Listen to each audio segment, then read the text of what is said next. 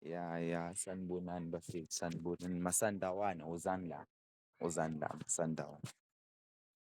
Ngiyifeni le-Pirates mara namhlanje hhayi i-team yenu ngifuna ukunitshela something nje. Bafethu, akekho umuntu ophile kahle ekhanda ongabhentshi uShalulile. Coach ophile kahle ekhanda angeke umbhenshe ku-Club World Cup, ku-CAF final umbhentshile, ku-M_T_N 8 umbhentshile, ku-match ye-Kaizer Chiefs umbhentshile, umfaka mabadlala ne-Richards Bay. Mabadlala ne-Chippa United uyamfaka uShalulile. Mara mabadlala manidlala ini match ebalulekile awumfaki. Sandawana lo coach loya uyimoshile i-Sundowns anisadlali ne-Shoeshine Piano, senidlala nje njengeJomo Cosmos nikhahlela ibhola liya phambili.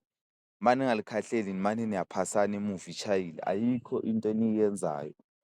Yabo ngifuna ukunitshela manje niyi-save le nto. Maniqhubeka nalo coach nizomtshentsha seku-late or senidliwe i-league. Ayikho into enizoyiwina nizotshelwa yimi fani le-Pirates namhlanje. Cardoso was sent to destroy i-Sundowns. I-president ye-Sundowns ubani uThobho or ubani? I think uyamsaba lo mjidi, uyamsaba uCardoso. Angeke uxoshe uRhulani akuwinele i-75 million plus ne-league ye-20 million. That's like i-90 million leyo bese uyamxosha.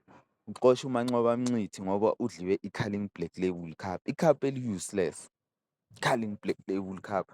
Nangu umuntu odliwa ama-World Cup, udliwa ama-CAF final, udliwa yonke into awumxoshi. And ne-team ayisadlali ibhola eli-straight. Abelungu bayasatshwa. Sekuyacaca ukuthi umuntu owumlungu uyasatshwa. Nayi Al Ahly ayidlali. Coach we-Pirates 7 games it was enough ukuthi bavele bamkhombe indlela. Masantawana mina ngizonitshela ngifuna niyi-save, ngizoloko ngiyiphosta futhi le nto le. Coach wenu udismantle i-Sundowns, wadismantle iBafana Bafana. Yes, udismantle yonke into nje. Ngeke niwine next. Save this message. Ungabhentshi uShalulile mara mawuphile kahle.